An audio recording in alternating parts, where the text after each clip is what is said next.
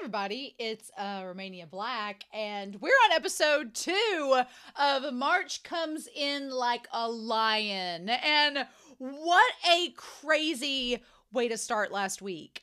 This very this aesthetic of the show, this brooding inner turmoil with our young main protagonist, who's this professional shogi player and is also a first year in high school, I think, and his relationship with this family, but we don't know really anything about him except that his foster father and him have this estranged relationship, and his foster siblings are not on good terms with him, and he's this prodigy, but he seems like he doesn't know how to communicate exceptionally well, or he's hiding all this inner turmoil and just doesn't know what to do with it. And I am intrigued. I have a feeling, since it's a long-running series, it's 44 episodes, I have a feeling we're going to learn a little bit about Shogi. We're going to see that eventually the game explained, and possibly, because it is a sports anime, you are playing Shogi, so at some point, they're going to have to teach us how to play so that when we see these matches, we kind of see how it's done. And I'm not a Japanese audience member, surprising you all, I'm sure.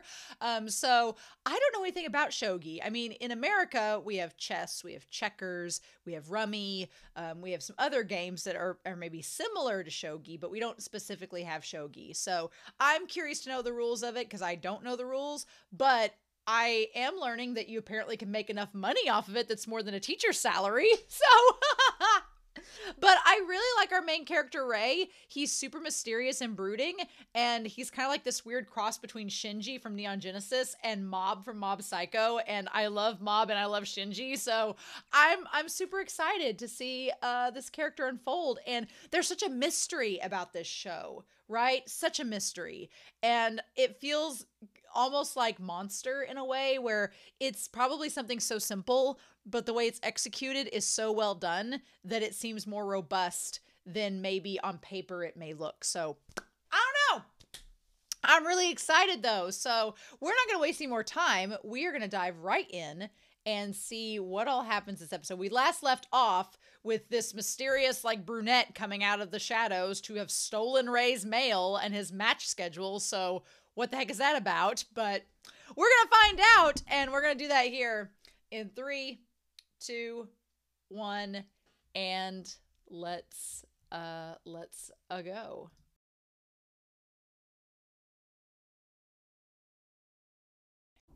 So I love this series. I love this series so much. I didn't bring Whiteboard Kun out tonight because I was like, this episode was a little bit more. I feel like the second episode, things kind of calm down. It lets you soak in the aesthetic a little bit more. You kind of get used to it, and you're like, all right, okay. But I love the aesthetic, and I think that the vibe of it lends so much in explaining why our character Ray is the way that he is, honestly. And so I love that. So if we're going by this is adapting from the manga, then we assume that this is continuing on chapter 2. What I like about this is that they've got to condense these episodes into 25 minutes, 22 minutes, maybe, if you don't count the OP and ED. And what I like is that instead of just cutting bits and pieces out of the manga, it seems, they just carry it over into the next episode. They're like, oh, we couldn't get done with this chapter. Fine. We'll just carry it over and it'll go on into this chapter. And it's like, okay. So I like that, right? But oh my gosh, this episode introduced this big cast of characters. It introduced all of these thematic things going on with our boy Ray, with AKARI. I want to talk about it with you all. And also there is little bits and pieces of Shogi. Now, obviously, look, I know some people in the comments will probably try to break down Shogi, and that's fine. I do kind of want to, if the show is going to teach us Shogi, I kind of want to wait and learn with the show, if that makes sense. So, but if there is certain explanation, it's fine. We'll talk about it here in this. But can we talk about Nikaido? Can we talk about Nikaido? I freaking love Nikaido. He is so funny. Nikaido is hilarious. They are basically like, what if Kaiba from Yu-Gi-Oh was funny and nice? Not that Kaiba's not funny. Seto Kaiba is funny, but not in the way that's like, it's like we're laughing at Kaiba, not laughing with Kaiba. I freaking love Nikaido here. He is absolutely hilarious. I love that Rei is basically a young adult and kind of unfortunately has forced to become a young adult because his parents have died, and he has this like shouldering responsibility to take care of himself, which is we're going to talk about. But I like that, you know, Nikaido's like, yes, finally, Rei, Kiriyama, we will be in our fated duel. And Kiriyama's like, you're committing mail fraud? And that's illegal? Why are you sifting through my mail, sir? Oh my God, it's hilarious. I was really worried in episode 1 that this series was going to be insanely brooding and dark the whole time, which it goes there in like a blink of an eye. It's like this series is so expert already at being able to lull you into this false sense of hilarity and the chaos, like with the sisters and their house. Their cats speak. Like you can hear the internal monologues of the cats. I wasn't losing my mind last week. I was like, I could have swore the cats were talking, and they are in this, which is hilarious. But I love that this show already, it gives you this hilarious setup and these really funny, kooky, chaotic moments. And then in the blink of an eye, it just suddenly transitions and it's like a horror movie. And you're like, oh, okay. And I don't trust that because I know what this show is going to do. It's going to make me sob, and I'm not ready for that. No. But the time has come for us to play in this public forum. And he's like, this came to my house, so I thought you would get one too. So he explains that, like, he didn't even really commit mail fraud. He just figured that you would have got one as well. And Rei's just like, I don't want a friend. And Nikaido's like, well, that's how rivalries work. We're going to become rivals and face each other and have games against one another. But by the end of it, we're going to become best friends. And Rei's like, I didn't ask for this. Which I'm glad that Rei has Nikaido, because Nikaido seems like he's in his age bracket. And from what we've seen so far, like Hina and Momo are younger than Rei. So it's hard for him to really connect with them. And but like AKARI, Smith, and Issa Matsumoto, they are all like full-blown adults. And so they clearly, it's like him trying to be friends with the adults around him. It's kind of weird because he's a high school kid. And then you see him at high school and he's friends with the teacher. Like, he doesn't have any friends that are his own age. And I really am rooting for him to develop this friendship with Nikaido, because Nikaido's like the only person his own age that's around him. And he needs that. He needs to be around people his own age. It's like he's been forced to grow up way too fast. And I want him to be around people that he can, you know, relate to and grow up with, right? He's like, I want to deliver this to you with my own hands. He's like, without permission, Nikaido? I love how serious Rei is about all this. And then he's like, it took me 2 years to reach 4th Dan, but now I'm almost up to your rank. So I guess that the higher the Dan you are, the more skilled you are. Like in America, I would think that being ranked first is you're the best. But if you think of it like karate, you have level 1, level 2, level 3, level 4. So you go up in levels and you get stronger. So that makes sense. Okay.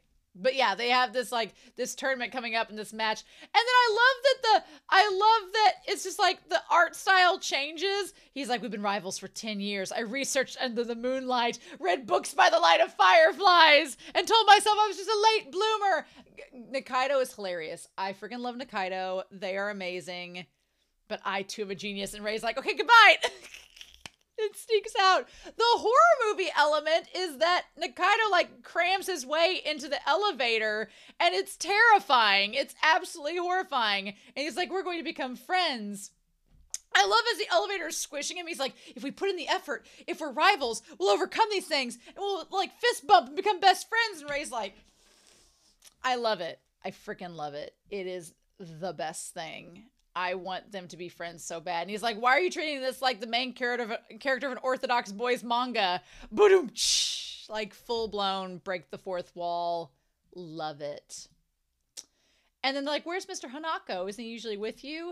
And he's like, he's on vacation. And he's this little sweet butler. He's like, my servant. His butler that like packs him all his food and stuff. What I was going to say is that there is kind of like I could see why Nikaido wants to be friends with Ray because Ray has some money for himself. He's self-sufficient. He doesn't need money.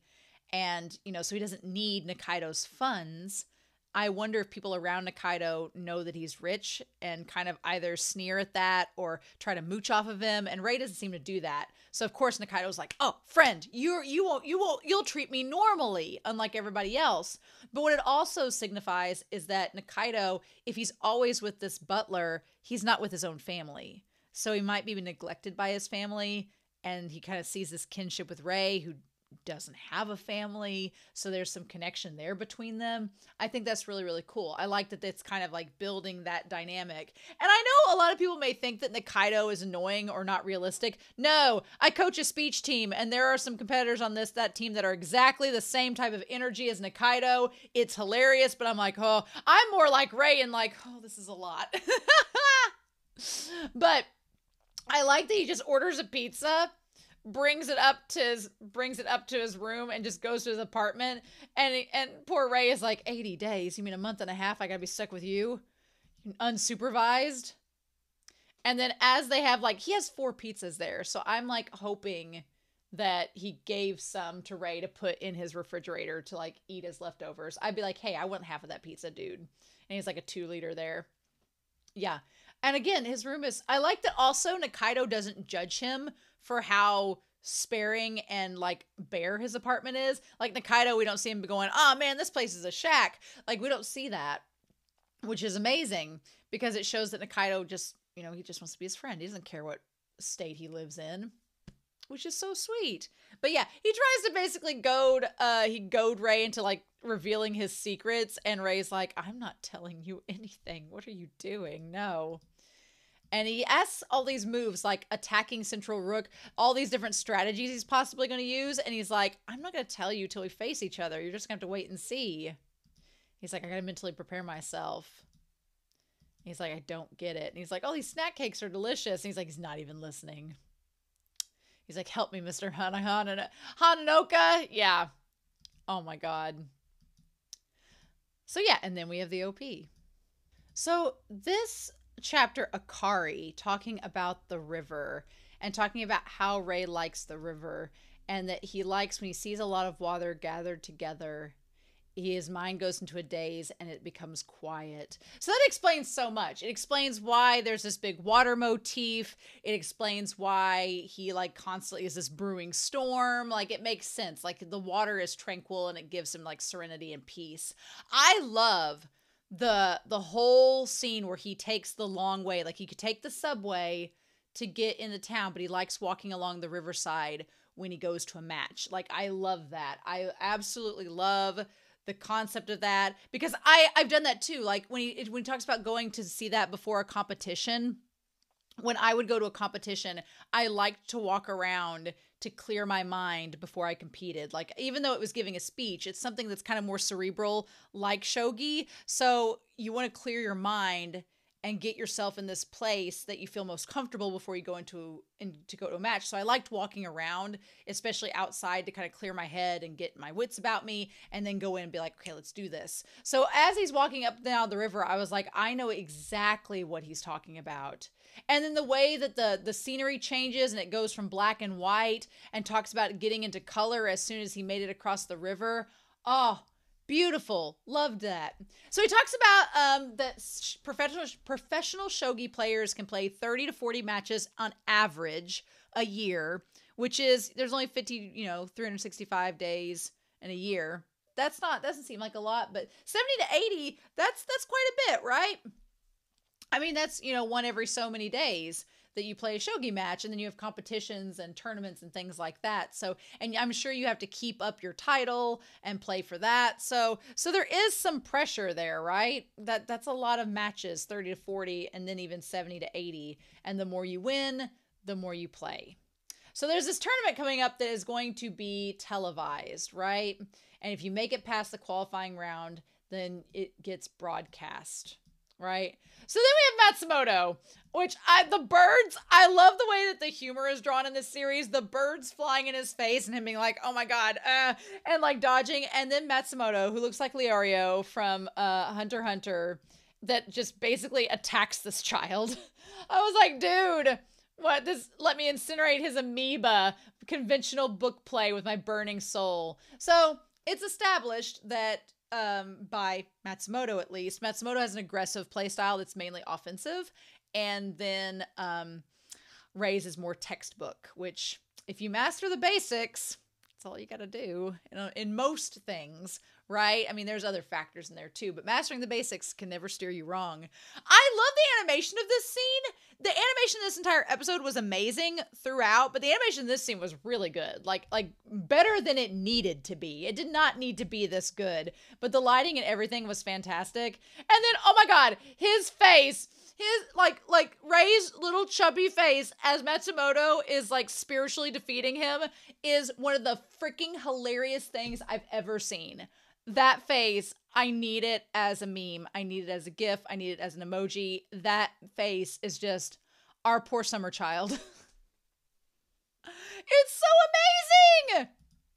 So I like Matsumoto's character. Oh my God, I need just a GIF of him squeezing poor Rei's face. I like Matsumoto's character. He's just like Issa Matsumoto. I love him. He's 26-year-old. He's a 5th Dan, like Rei. Rank C2, like him. And his playstyle is aggressive. In fact, all he does is attack. I love he's just sitting there. He charges his opponent like a wild boar or a ball of fire. And I like that he's just like, he is a little bit louder and more auspicious than some of the other players that are just sitting there. So then we have Smith, where he's trying to like daze Rei and get on. And Rei's like, oh, this is so scary and freaky. What is this? And he tries to like make a move. And I like Smith is like, knock it off, Issa. I don't know if Smith is American that can speak Japanese or English or British or whatever that can speak Japanese, because Smith is such a out there name for a Japanese character, but I love his character already. Smith, where he's like, knock it off, Issa, you'll scare me. Here's the thing. He is on a first name basis with Issa Matsumoto. Just saying. He's like, you'll scare me. Oh my God. And he's always blushy. And he's like, oh, sorry, Smith, I can't help but get carried away. Yeah. He's like, I envy how you wear your heart on your sleeve. I love that Rei's description here is like, oh, he's like, you'll scare me so much that all the pieces in my head could scatter. I love he says, this is Smith. And Smith is like kind of blushy looking at Issa. He's like, he's B2, 6 Dan, so he's a rank higher than the two of them. And then his explanation here, it says he's 180 centimeters kendo club, almost never attends, to 181 centimeters volleyball club, never attends. It seems they get along well because they're both tall. Look. Rei, my sweet summer child, maybe they do get along really well because they're both tall. Or maybe they're both bisexual kings that could possibly be in a BL relationship with one another. I'm just saying. I'm just saying. Am I shipping Issa and Smith hardcore? You better believe it. Do I think that the two of them could be together and both love AKARI? Yes. Do I think they'd be happy to invite her into a group relationship with both of them? Yes, I think they would. You can have that. The fact that Smith is like, let's go see AKARI to make you feel better. And he knows how to play Issa like a fiddle. I'm like, oh, dude. My dude, you know what you're doing. I love that Rei's like, they seem like very good friends. Like, yeah, sure. Sure, Jan. Yeah, sure. Look, it is very established in this show right now that Rei likes girls, and that's amazing. I'm glad that he recognizes AKARI's beauty. I want that for Rei. Just not right now. He seems like he needs to get some stuff together, but good for him. But you will not tell me that there is not something potentially between Smith and Issa. You cannot convince me otherwise. Or at least Smith would like there to be something between him and Issa. I don't know. I'm just saying. So then they have this match, and it just gets worse and worse for Issa as it goes. He just gets more and more depressed as it goes, and then he ends up falling over in the corner. And I'm sure, like, so the Golden General is the top piece. Again, I don't want to get too much into the match yet because I feel like they're going to teach us Shogi at some point, or maybe maybe Ray will teach like one of the girls shogi or something like that so that they can understand, and then it'll make more sense. But it feels like it's kind of like chess, but maybe more complicated. Maybe they had a knight and a pawn and a bishop in there, and there's generals, so it seems like a more complicated version of chess. We'll see. But here's the thing I wanted to note is that when he gets all sulky and Smith is like, oh God, we got to go see AKARI to make him feel better so that the shogi place won't be gloomy with his extroverted energy getting all crazy. And the thing about it is he tells Ray, Smith says that Issa wanted to win so his grandfather, who is ill, could see his match on television. And I just get this impression by the way that Ray reacts to it, that Ray feels like maybe a little bit of secondhand guilt because he's winning. Because there's this question of what is Ray winning for? What is he doing? What is he doing with shogi? And you could argue that he's playing shogi to live. Like shogi seems to be the one lifeline he has to staying alive in this world and to not sinking into this pit of depression. That seems to be the only thing keeping him going. But then he sees, these other people that are playing for others or playing it for reasons that maybe Ray thinks are more noble. And he's like, it's like, well, I feel like whenever he's talking about it, whenever Smith is talking about it, because you see Ray's face being like, I took this win from him. I'm like, Ray, you'd be great at Blue Lock. Just saying, you'd do well in the Blue Lock world, I feel. But I like Smith is like, Issa, are you gonna get up? I know. Kiriyama said he'd treat us to go see AKARI. How about that? And plus, he's always blushy, so whenever he blushes seeing AKARI, I don't think Smith is into AKARI. I think Smith is into Issa, and he knows that Issa's into AKARI, so it's just this big, like, non-existent love triangle that is sending me, right? So, AKARI, it's interesting, is a hostess bartender. She sits at this bar and basically feeds these men, but she's beautiful, like drop dead gorgeous, and she has to entertain them. I like that poor Matsumoto shows up with roses, like 24 roses, and Smith is like, can't afford that bar tab, but we can afford 24 roses. How we do? And he's like, you're as beautiful as ever. And Ray's just like, I like this scene a lot because basically, I mean, Smith and Issa seem like really good people. And Ray wonders if she's a different person at her job, kind of like how he seems a different person when he's playing shogi. Maybe, possibly. But I like this realization that Ray has that, no, AKARI is the same person. She's the same human being, whether she's at her house or at her job. It's just you put on different personas when you deal with different people, but that doesn't change who you are. And I like this kind of like little coming of age life story that he goes through in realizing that. And she's like, here's your orange juice, Kiriyama. You're not old enough to drink, but here you go. It's so cute. And then of course they're all highballing whiskey over here. I was like, damn, on the rocks. All right. And I like that she approves. Of his relationship, his friendship with Smith and Issa. She's like, these guys aren't so bad. They're pretty nice. And Ray's saying she is the same person. Women are amazing. I feel like he's making a commentary saying that like women can be all these different characters at once. They can have all these different sides of their personality, whereas maybe he feels like he's always the same person. I don't know. I feel like maybe we'll explore that. But yeah, poor Issa, he's just like, oh my gosh, he's just being gushing. And he's like, I would never force anyone to drink alcohol. And Ray's like, oh my gosh, what a bunch of goons. And she says, there are scary upperclassmen too. The type that would force you to drink until you black out and then abandon you in front of the club. And then it cuts back to him, back to Ray. So apparently Ray has been taken out. When he first met AKARI, he was taken out by some upperclassmen that forced him to drink instead of getting him juice, like Issa and Smith politely did and correctly did, and got him drunk and then just left him in front of the club, and she took him home rather than him be out in the snow in the cold. And that's how they met, which is so crazy, right? She gave him the water and she got him to her house and notes how skinny he is. So we don't know. We know that his parents passed.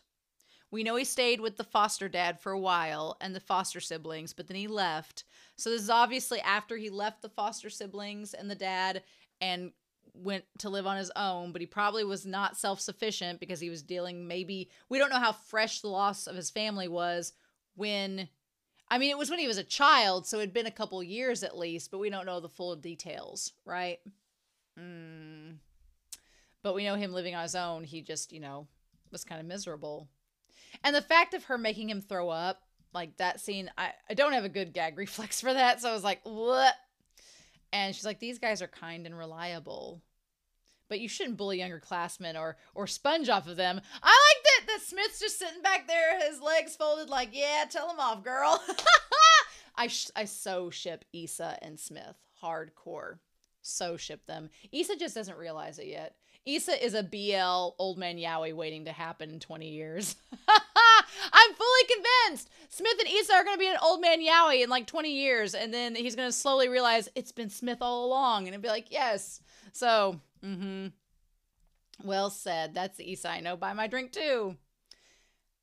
And then, yeah, Ray's like, and then her smile. Oh, that chapter was so good. I liked that chapter with AKARI to see how she met him and how they met one another, and the fact that she welcomed him into her home.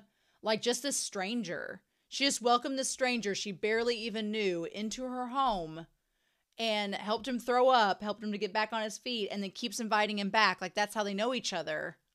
Because she's like, you need some help getting through. That's so good. I love that. I'm like, oh, my heart sings for them. It really does.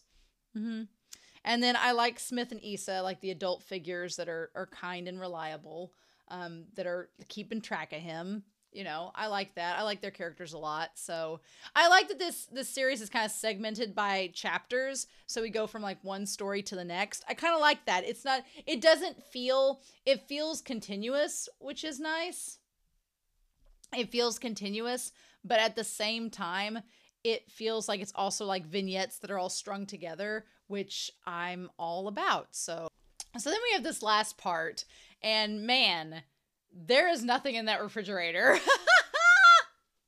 The usual margarine is hilarious. And like the one block of cheese, like one little wedge of cheese, and he's drank all his water.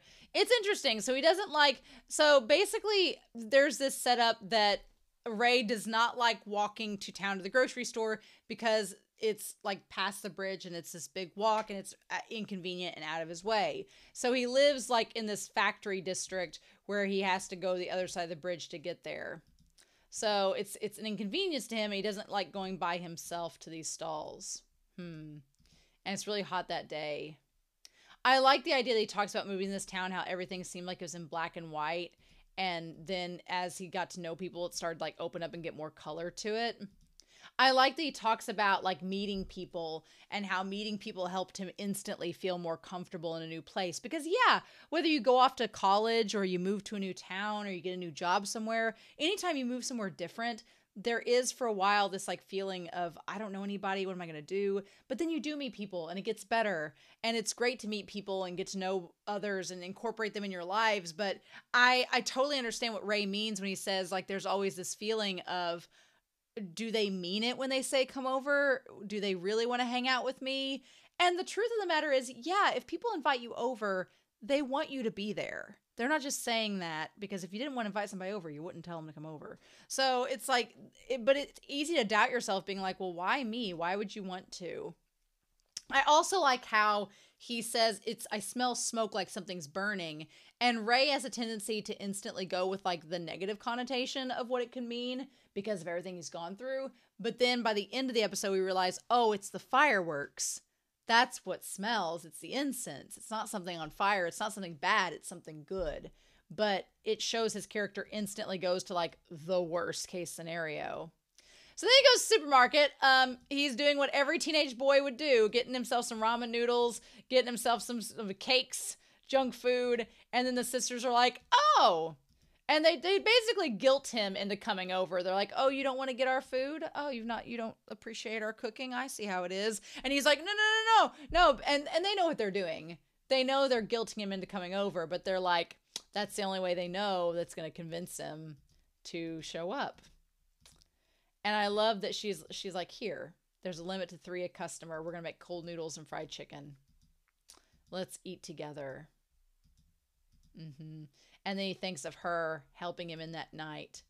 And so I love that he has this big affinity to AKARI because she basically was the first person to take him in and care about him, because we don't know a lot about the foster dad, but we know that the foster siblings apparently don't like him, so they wouldn't be supportive of him.